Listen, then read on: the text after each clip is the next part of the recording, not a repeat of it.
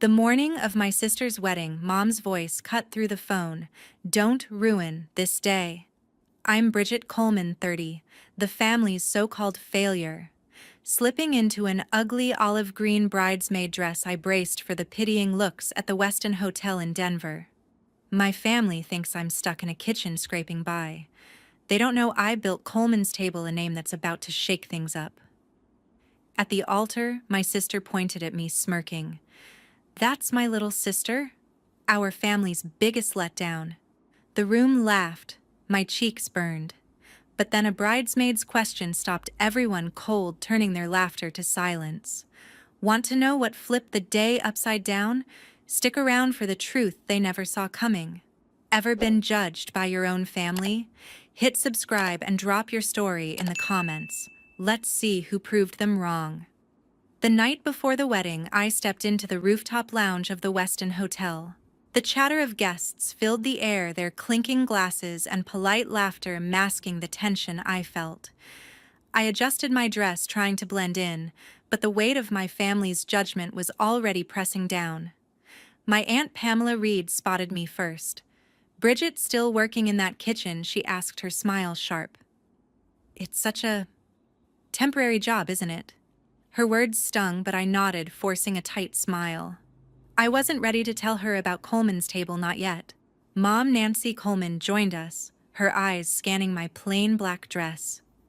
You could have worn something nicer, she said, then sighed. Your sister's done so well. She's marrying a lawyer, you know.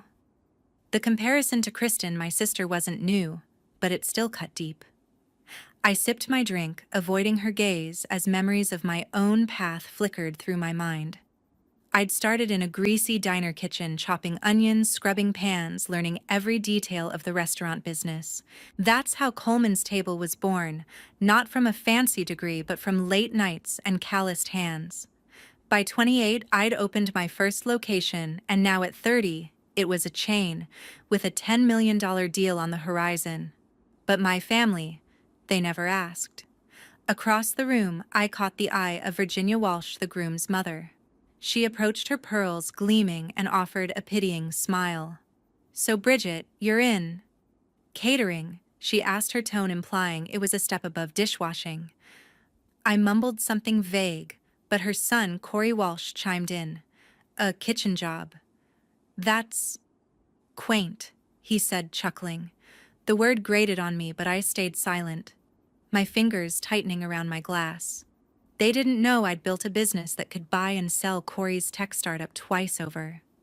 I wanted to scream it, but instead I took a breath and excused myself to the bar. As I waited for a refill, I overheard Mom talking to Aunt Pamela. It's embarrassing, Mom whispered. Kristen's got her life together, and Bridget's still struggling. Struggling, I'd spent years proving myself, turning down cushy offers to learn the hard way.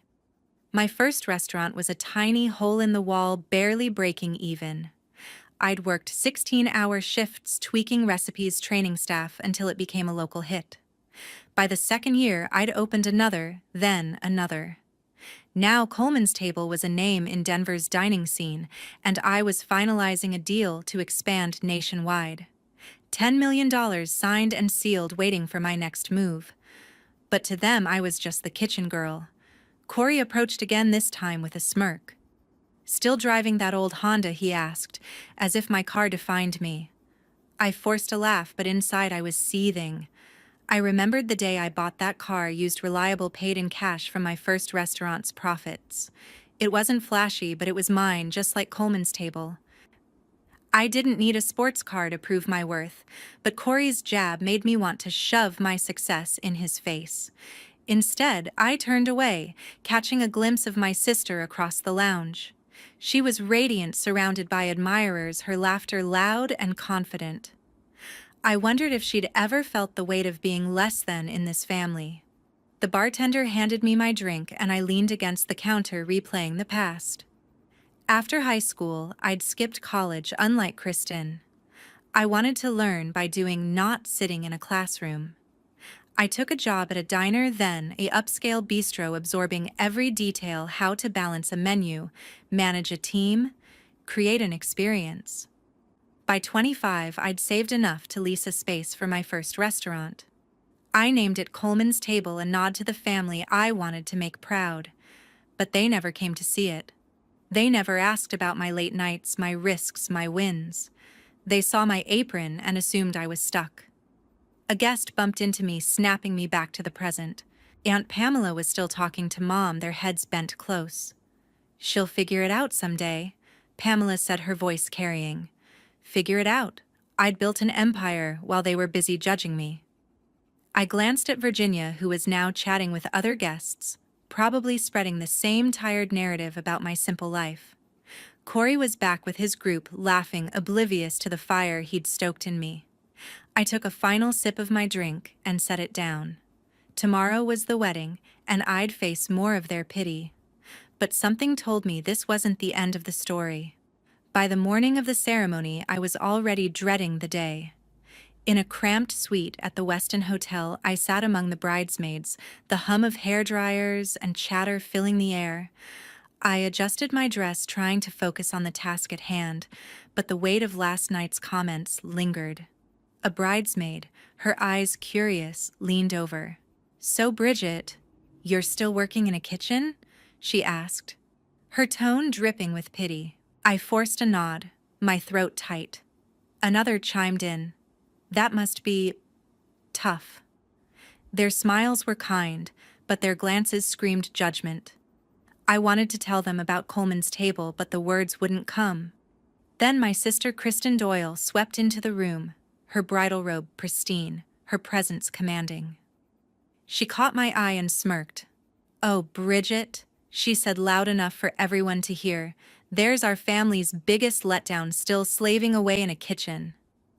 The room burst into laughter, sharp and cutting like glass under my skin. My face burned, but I clenched my fists under the table, forcing a blank expression. Kristen tossed her hair, basking in the attention, while the bridesmaids exchanged amused looks. I wanted to scream that I wasn't a failure, that I'd built something bigger than they could imagine, but I bit my tongue. It was her day, not mine. The laughter faded, but the sting didn't. I stared at my reflection in the vanity mirror, my hands trembling as I touched up my makeup. Kristen's words echoed Mom's from yesterday and Aunt Pamela's from the night before. They all assumed I was stuck scraping by, too ashamed to admit I'd never made it. But they'd never asked about my life. Not once. Mom had called me twice a year, always to remind me of family expectations, never to inquire about my work. Kristen sent texts about her promotions, her engagement, her perfect life, but never asked what I was doing. Even Dad, silent as he was, had stopped asking after I skipped college. They'd written me off as the family disappointment without a second thought. As the bridesmaids fussed over Kristen's veil, I slipped into a corner, my mind racing.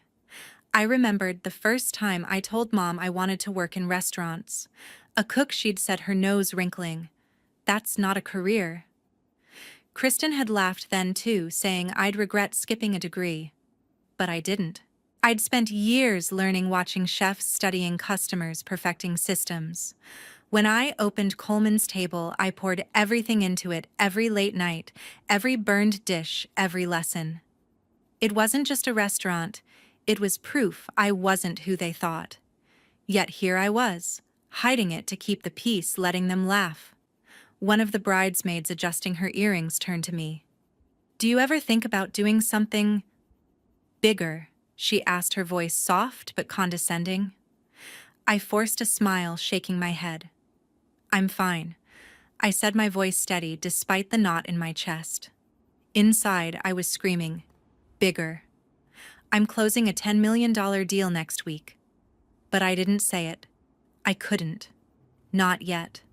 Kristen was still the star, and I didn't want to steal her spotlight, even if she'd just thrown me under it. I glanced at her, laughing with her friends, oblivious to the hurt she'd caused. Did she even know how deep her words cut? Or did she just enjoy the power of putting me down? The makeup artist called me over, and I sat letting her brush powder across my cheeks. My mind drifted to the early days of Coleman's Table. I'd started with one location, a small space with mismatched chairs. Customers loved it, the food, the vibe, the care I put into every detail. That success led to a second location, then a third. Now my name was on a contract that would take my chain nationwide, but my family. They'd never set foot in my restaurants. They'd never asked about my dreams, my wins, my struggles. They saw an apron and decided that was my story. Kristen's voice broke through my thoughts. "Hurry up, Bridget," she snapped, adjusting her necklace.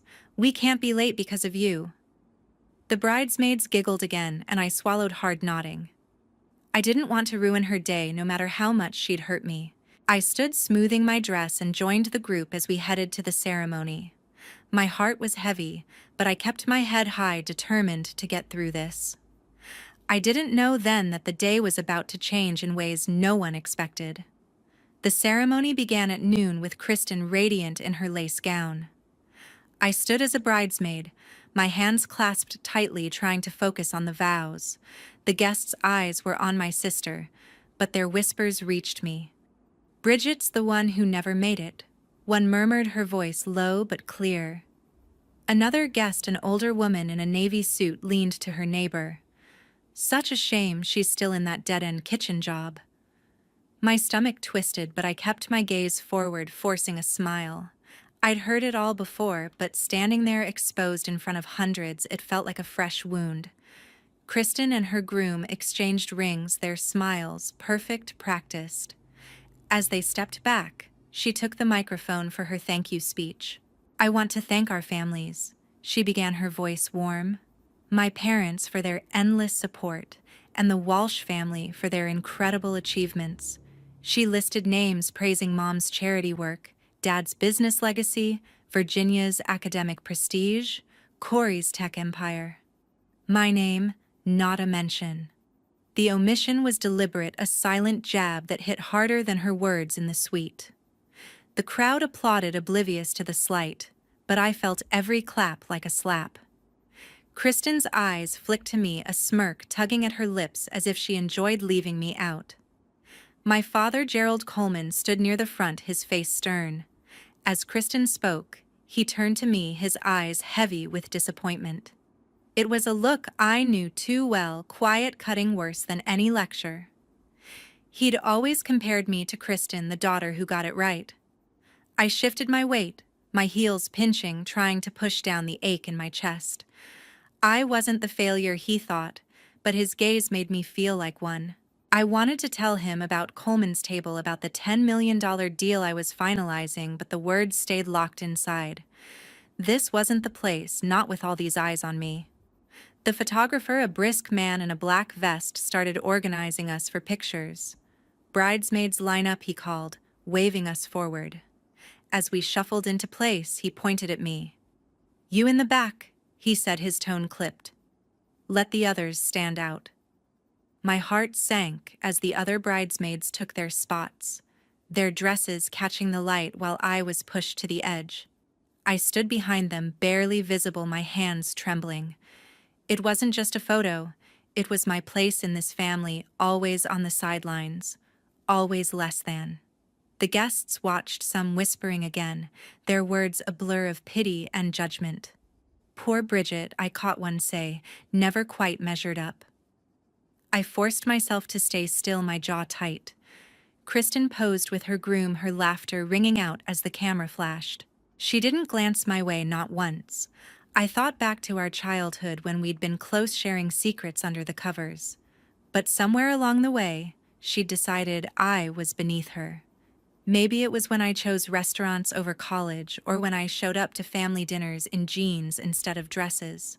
Whatever it was, she'd built her identity on being better than me, and today, she was making sure everyone knew it.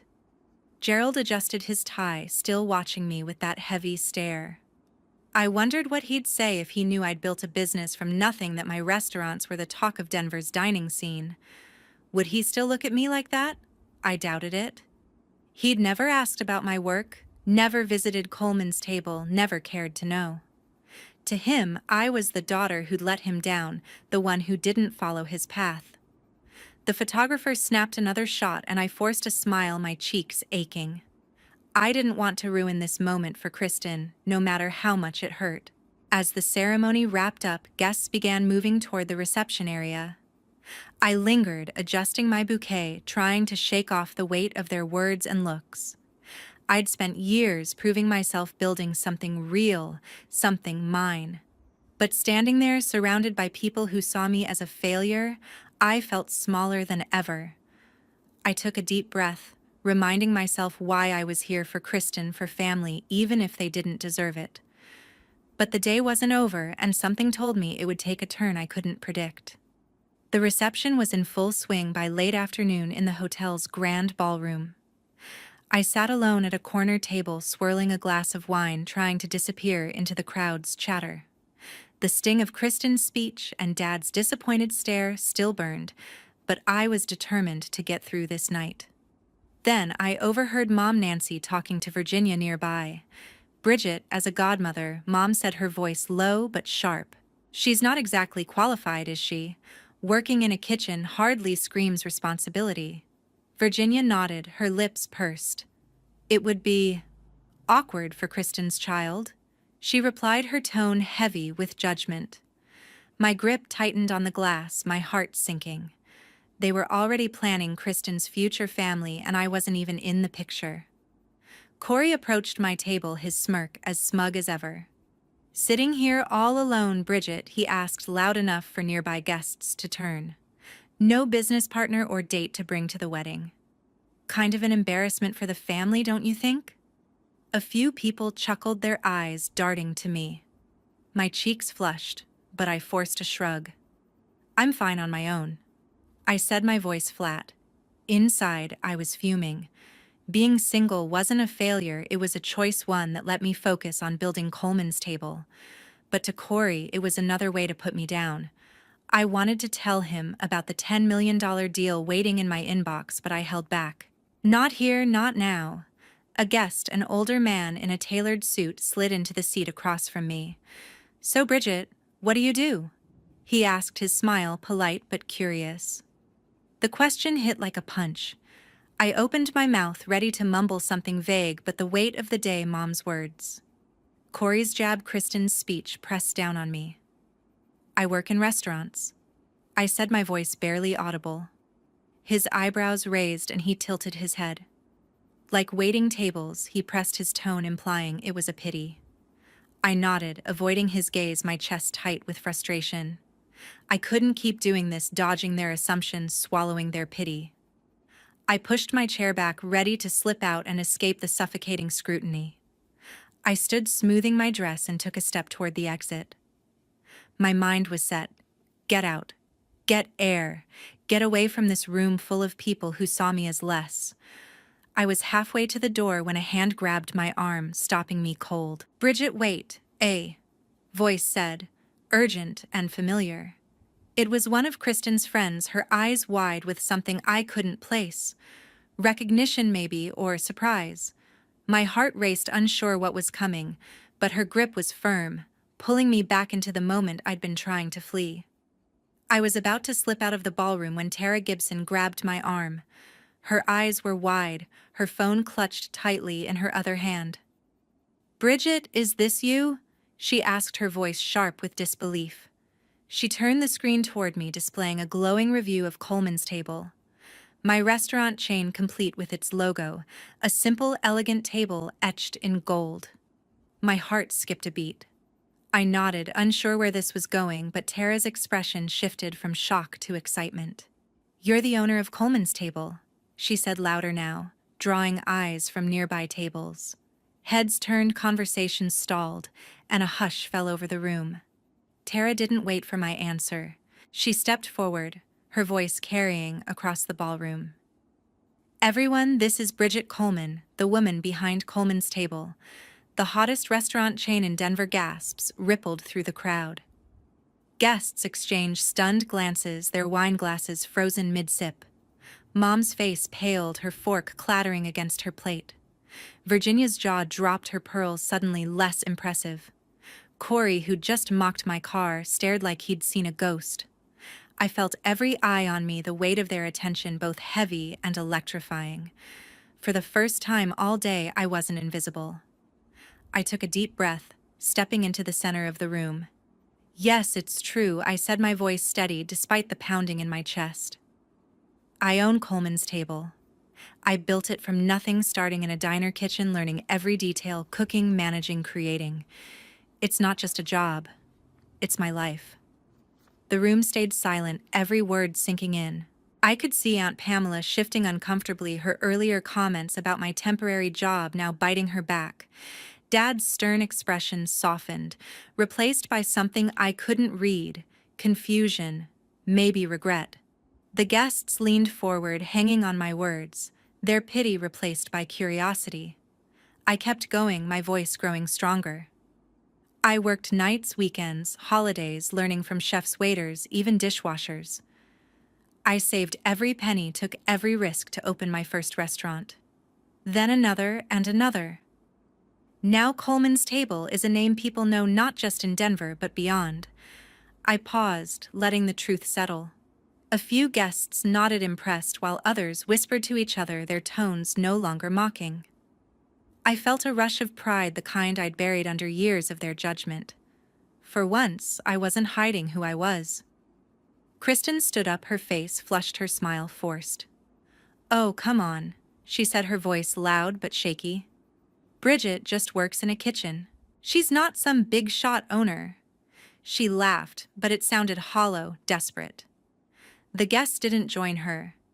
Instead, they turned to me, waiting for my response. Tara raised an eyebrow, holding up her phone again. "This says, otherwise," she said, scrolling to an article about Coleman's Table's latest award. "Bridget's the mastermind behind it all."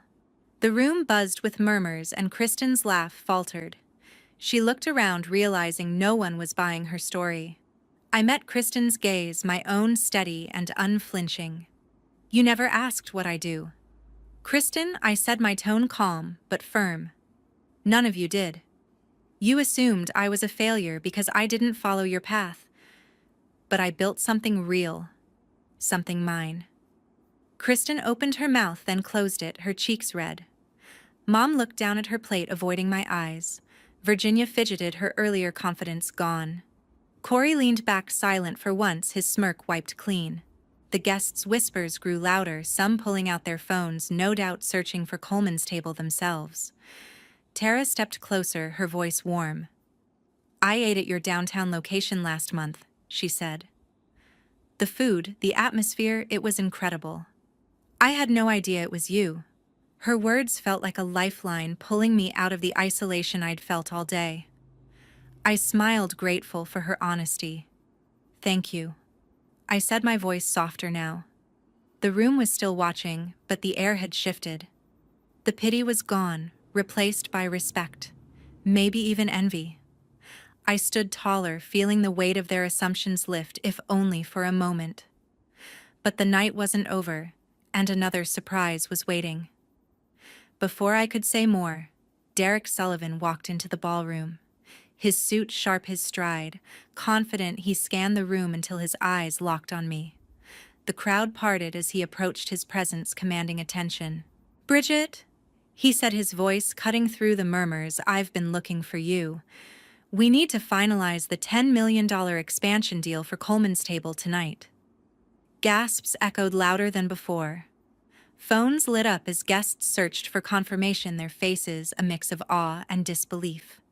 Derek pulled out documents from his briefcase, holding them up.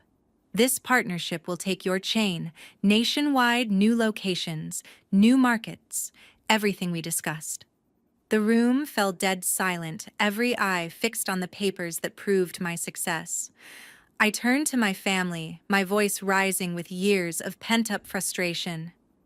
"You all assumed I was nothing because I didn't brag about it," I said, pointing at Kristen. "You called me a letdown, mocked my choices without ever asking what I'd built." Kristen's face crumpled, her earlier confidence shattered. I shifted to Mom. "You warned me not to ruin the day, but you ruined years of mine with your judgments." Mom's eyes welled up, but she said nothing. Aunt Pamela looked away, her hands twisting in her lap. Virginia and Corey exchanged uneasy glances, their earlier snide remarks hanging heavy. Dad sat rigid, his disappointment now turned inward. You never saw me. I continued, my tone firm. Not one of you. Kristen, you planned your life around being better than me. Mom, you compared us endlessly. All of you wrote me off. Well, I don't need your approval anymore. The words hung in the air, final and unbreakable. I faced the room. I'm done with this family. No more holidays, no more calls, no more pretending. My success is mine, and I won't share it with people who never believed in me. Kristen reached out, her voice cracking. Bridget, wait. But I shook my head. It's over. Derek nodded respectfully. The car's outside, he said. I grabbed my coat and walked out head high, the crowd watching in stunned silence. Outside, a sleek black sedan waited, not my old Honda, but a luxury ride arranged for the deal. I slid into the back seat, the door closing with a satisfying thud. As we pulled away from the Westin, I glanced back once. Kristen stood at the entrance, her wedding glow, faded tears streaming. Mom hugged her, but the damage was done. Weeks later, the fallout hit hard. Kristen had approached me months ago about partnering on a restaurant venture, dreaming of using my chain's name to boost her profile. With our ties severed, that opportunity vanished. She lost investors, her plans collapsed. Whispers spread through Denver's social circles, the Coleman's perfect image cracked, their judgment exposed. Guests from the wedding shared the story and invitations dried up. Mom's charity events saw fewer donors. Dad's business contacts grew wary. Virginia and Corey faced awkward questions at gatherings, their mockery backfiring. Aunt Pamela's comments became cautionary tales among friends. I drove to the business event that night, a gala for Denver entrepreneurs. Stepping out of the sedan, flashes from cameras greeted me. Reporters asked about the expansion. Partners shook my hand. I felt free, unburdened, proud of what I'd created without their shadow. Coleman's table thrived, the $10 million deal sealing my future. No more hiding, no more doubts. Looking back, the lesson was clear. Your worth isn't defined by those who refuse to see it. Self-respect matters more than validation from people who tear you down. Build your own table and let the right ones sit at it. To everyone who listened to the end, thank you from the bottom of my heart. Your time means the world. What about you? Have you ever cut ties to protect your peace? Share your thoughts in the comments. I read everyone.